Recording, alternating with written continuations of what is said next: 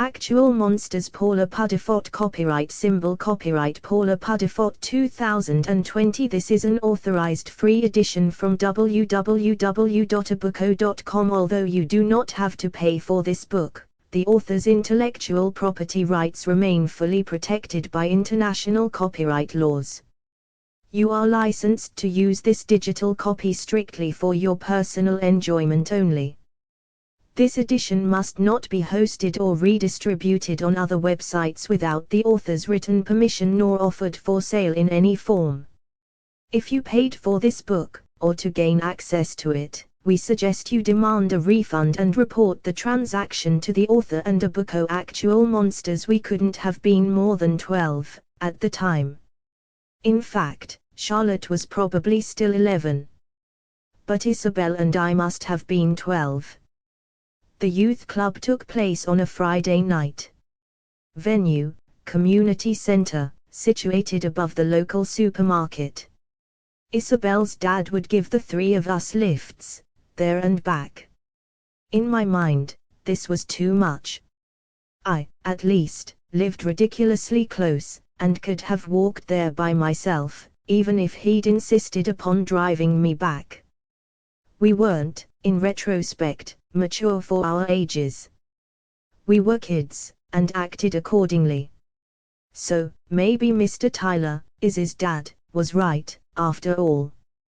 Izzy was even more overprotected than myself, which was saying something.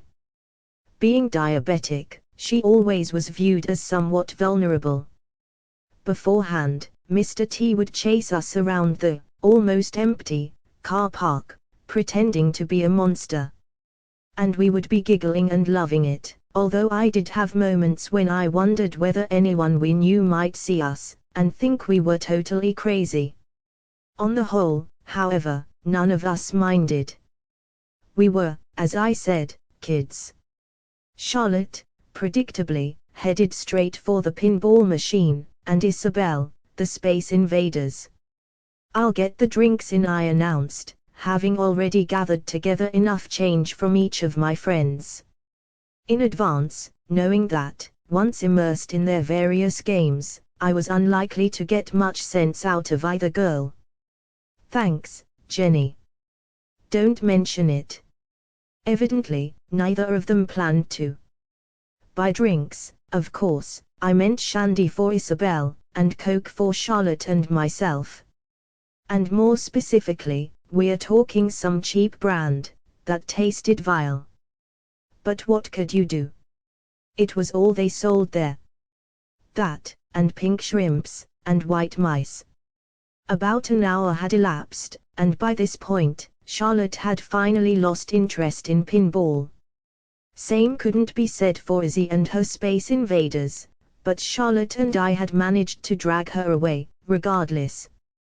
A crowd of kids were gathered around, filling, and spilling from, a small, emerald room, in which resided a TV, VHS video recorder, and a few board games. And it wasn't the board games they were interested in. "What's going on here?" asked Charlotte, addressing a girl, with blonde hair in bunches, whom we'd spoken to a few times, whose name I can't remember now, if I even knew it back then. "You don't know?" The girl looked at my friend as if she'd grown an extra head or something. "Know what?" A tone of definite irritation in her voice. "They're showing the new Michael Jackson video," said the girl. "Thriller. So yes, that's how long ago it was, right? We're talking the release of Thriller. It was huge. In truth, although we crowded around with the rest, none of us actually saw much, if anything. And there was so much shoving, and competing for the best views.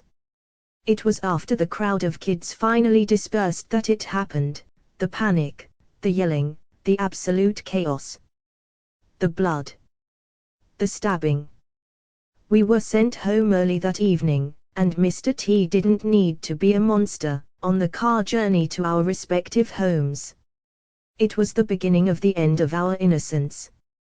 Because, of course, Isabel, Charlotte, and I all had our fair share of traumatic events to come, over the years. Izzy's dad didn't need to play monster games with us anymore. Actual monsters existed. Beyond car parks, and youth clubs, beyond pinball, Space Invaders, and the Thriller music video.